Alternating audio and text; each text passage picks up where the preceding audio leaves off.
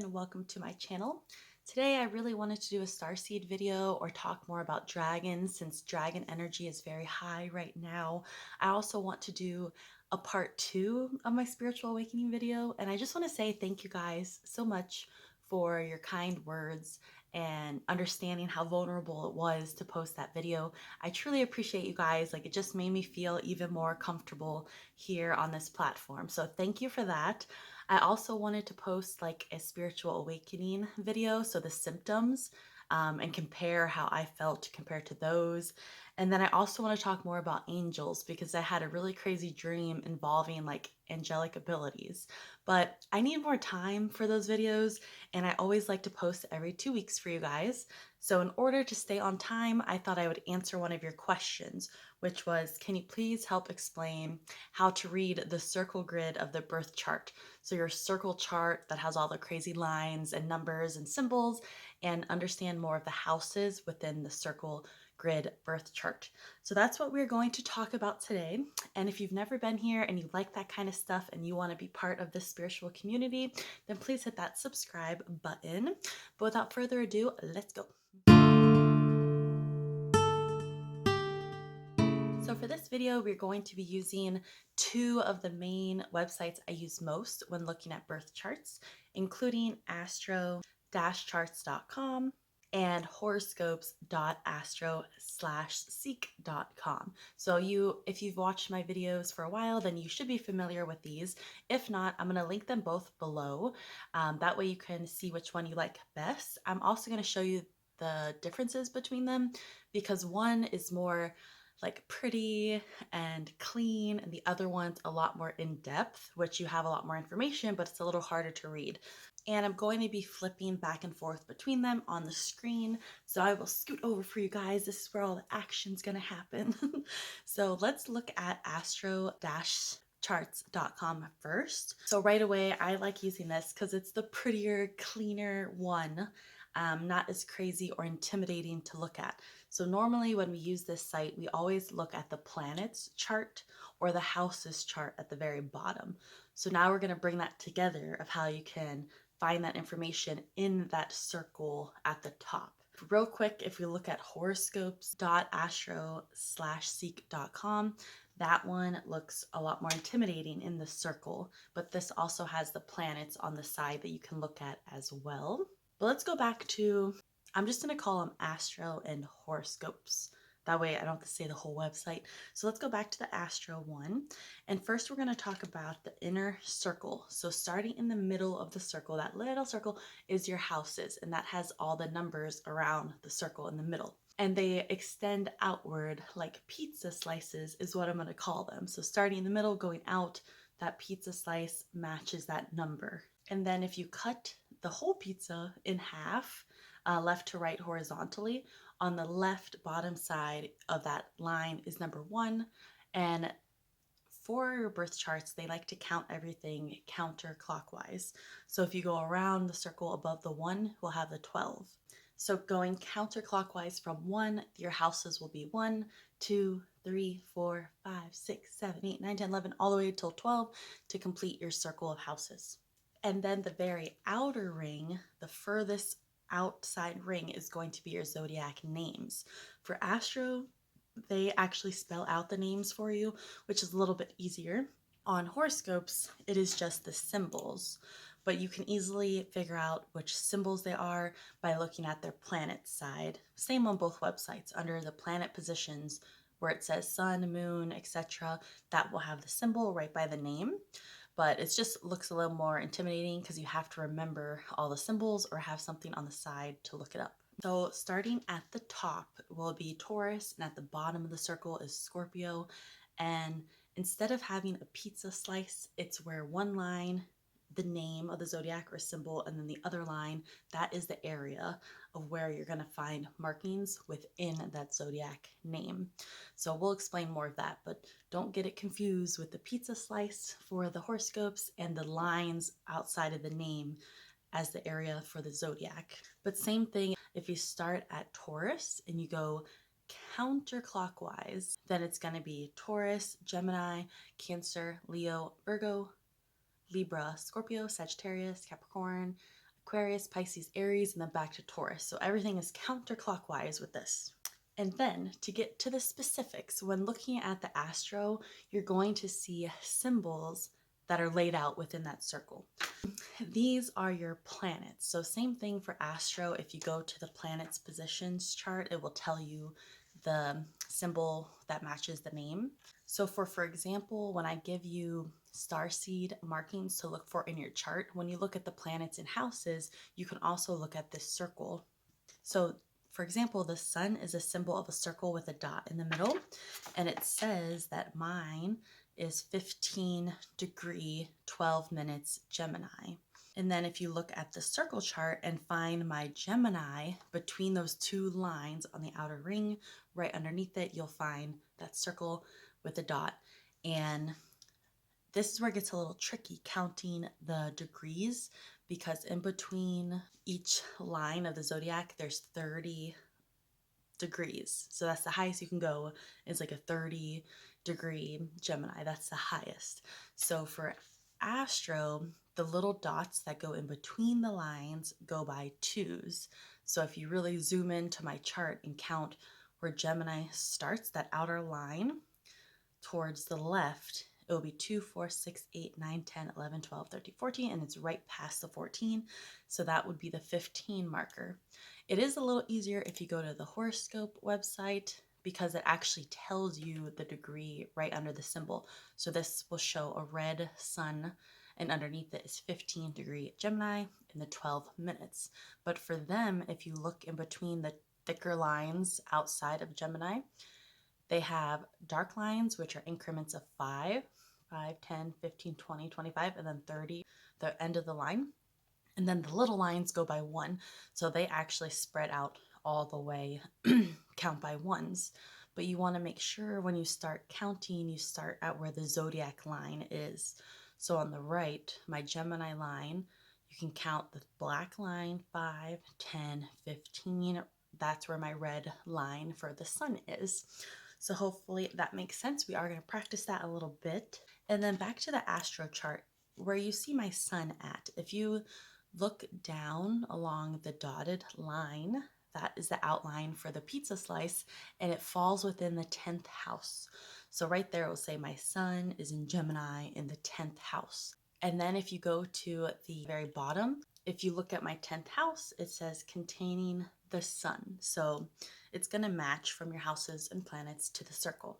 But it's always fun to be able just to look at a circle and understand it, right? And while we're looking at my 10th house, there's also another symbol there. So it looks like a man symbol, I would say, like a circle has arms and a leg. But if you want to know what that symbol is, just look at your planet's position, look for that symbol, and it says it's a Venus. And it says right there 13 in Gemini, which matches up at what we just learned. But if you go back to houses and you look at 10th house, it also says Sun in Venus. So you see where we're going. Everything is aligning now. So let's do a practice real quick. So when I say you want to look for a starseed marking, which this is a starseed marking, it's a general marking to confirm that you are a starseed. And I say Pluto in Scorpio. If you go to your circle grid and you look for Scorpio, which is at the very bottom, you should have a symbol in between those two lines on the outside of the word Scorpio. And I do have a symbol. So to confirm what that symbol is, go to planets, and right there that matches with Pluto. So that is Pluto in Scorpio, confirmation. And I got this marking from my part 1 starseed video. So if you haven't checked it out, make sure to do that. Another starseed marking, another example is if I say you have a 20 degree in Gemini, is a marking for Orion, which it is, then you want to look at your Gemini. And if you want to count, this is where you can count from where Gemini starts. You count by twos for astro. And at the very left side, right around 20, it's actually 21, because you can be 1 to 2 degrees away for a confirmed marking. You'll see a symbol there, which looks similar to the man one, similar to Venus, but this one has like an upside crescent moon on top, which is Mercury. When I talk about starseed markings, you don't need to have Mercury, you just need the degree in the sign, but that's just some extra credit. So if you're looking for 20 in Gemini, right there, I have a 21 within the Gemini. And then if you look at the planet's position, just to confirm that, you will find under my Mercury symbol is where that 21 in Gemini is. To practice more, I suggest looking at astro and horoscopes, because we can real quick for that same one where it's 21 in Gemini on an astro doesn't tell you the number on the circle grid, but if you go to the horoscope ones, it will show you in green under Gemini 21, Gemini 19, right there under that Mercury symbol. And if you count that, the dark lines 5, 10, 15, 20, it's right past the 20 at 21. So I recommend just look at your planet's positions and just look at your circle chart and see how they align as practice. Look for the zodiac, the planet, and the number for the degree. So now let's focus a little more on the houses, because that was like one of the main questions for this. So there are many combinations and possibilities to look for in your houses to learn more about yourself and your gifts and fears and your love life and money problems or money successes. There's many things, so etc. of things to look for in your houses. So to narrow this down, because I am not a professional astrology reader, I am self-taught and just sharing with you guys how I understand it, because I hope by trying to easily explain it, it's easier absorbed. So just for fun, let's see which house has the most planets or most activity within the houses. So you can use either site, but for horoscopes, it gives you a little more extra alignments there that Astro does not. So remember to look in the inner ring for the pizza slice numbers and see which has the most activity in that pizza slice. So right away, I see I have a lot going on in number 5. Number 5 has 3 planets in there. So each house has a specific topic or topics that it relates to. So for example, let's see what number 5 talks about for me, because that is the most like busy one on my chart. Okay, but let's free ball here. So this is what you want to do to learn more about your horoscope meanings. So just go to Google. We're going to do this together. I don't have notes right now. We're just going to Google like the meaning of the houses in the birth chart.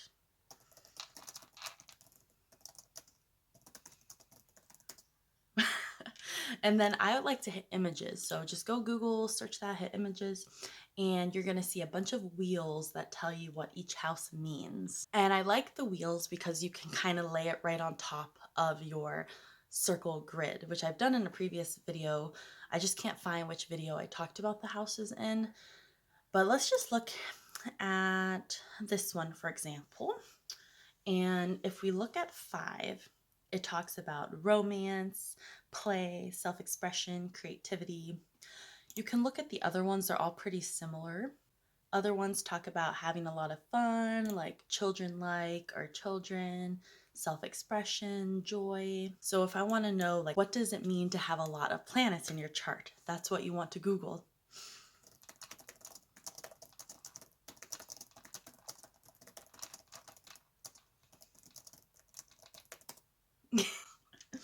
So for this, you want to go to all, not just images. And right away at the top, it's going to say this reflects a special concentration of energy relating to the themes of that house. So that's what I focus a lot of my energy on, is fun, playfulness, romance, children-like energy. So I really like that. But I also want to know, like, what does it mean if I have nothing in a house? So just type that up. What does it mean if your houses are empty? If you have an empty house, it doesn't mean that those themes in your life don't exist. It just means that those certain themes are less frequent experiences in your life. I've also seen other meanings that the houses that are empty, those things come easier or harder for you, or you might have challenges, or you have to put extra effort into those themes if the houses are empty. So let's look at which houses are empty. And this, let's just say this is not very frequent in your life. You don't focus a lot of your energy on these themes. So if I go back to astro-charts, and right away I see that my 8 is empty. My 8th house. And then my second house and third house are empty. So let's go back to that wheel of what the houses represent to see what themes are not very frequent in my life right now. So number 8 talks about like death and other people's money. So, I mean, it's pretty good not to experience a lot of death in your life and be involved with other people's money. So I'll take that as a good thing. And then looking at number 2, also money. So when it says like you may struggle with these things that are empty, I do agree. I do struggle with money. And it says material possessions are not very important. And that's very true as well. Or maybe it's saying money is not important.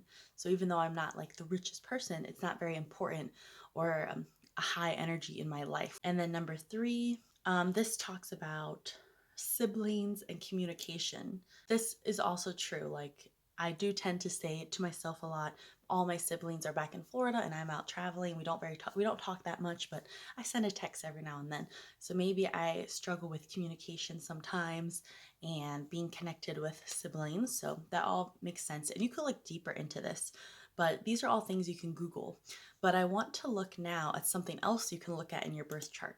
So I was just curious, like what is the most spiritual house? And if you look up most spiritual house in chart, right away it's going to tell you that the 12th house is considered the most psychic, spiritual, and mysterious area of the birth chart.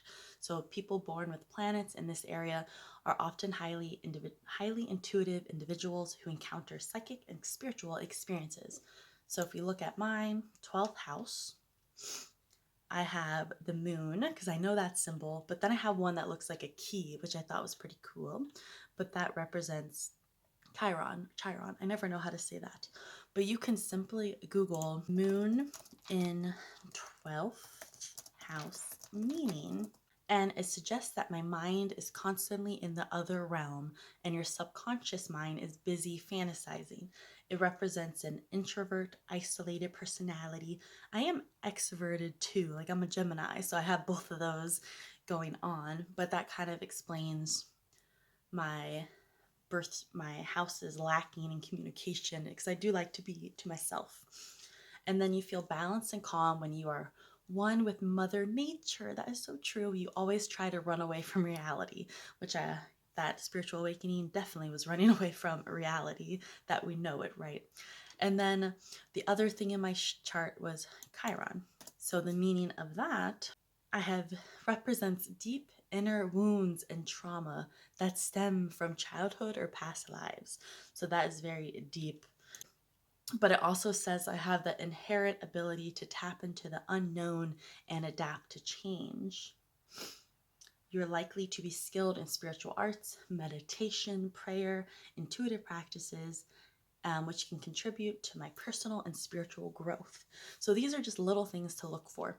I also found this website like a cheat sheet for the houses and planets, and it tells you what the planets represent. So I want to share this with you. It's very beautifully laid out and easy to understand, but it's from emeraldlotusdivination.com. I will link them below, so make sure to click on it to learn a little bit more about the meaning of your planets and houses and all that fun stuff. So it's going to tell you what the astrology signs represent, and then it's going to talk about what your planets represent. And then it will also tell you what the houses represent. So 3 nice little spreadsheets for you guys there, just like something to help on the side. One more thing. So what is the most spiritual? We know the most spiritual house is 12th, but what is the most spiritual planet? So Google that, most spiritual planet in astrology. It says Jupiter represents wisdom, spirituality, religion. But let's just look up real quick. Where is Jupiter in your chart? So like a spiritual planet to look for in your chart. Look for that number 4 symbol. And right away, I see that in house number 1.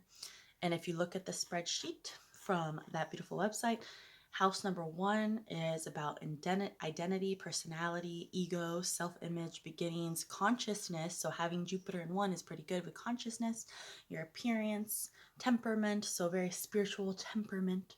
But if you want to Google that, it might help be a little bit easier to understand. So Jupiter in first house meaning makes you a matured and blesses you with healing powers. Oh my God, this blows my mind because I'm freeballing here. This is the first time reading this with you guys. And my dream that I'm going to share with you when we talk more about angels was about healing powers and also Reiki. So I need to do that Reiki Masters video. I'm just super excited for all the other information I have to share with you guys. So hopefully this is what you were looking for. If you requested this, hopefully it helps everybody to easily understand and access how to understand reading your birth chart circle grid. So thank you guys so much for watching. I hope you have a great day. I will see you in the next video. Bye.